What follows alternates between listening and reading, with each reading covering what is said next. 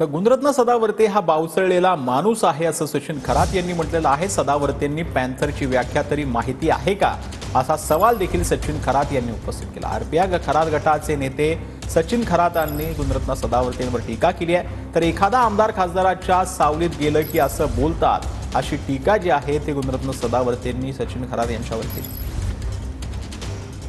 गुणरत्न सदावर्ते हा बावचळलेला माणूस आहे, हे स्पष्टपणे आमचं मत आहे।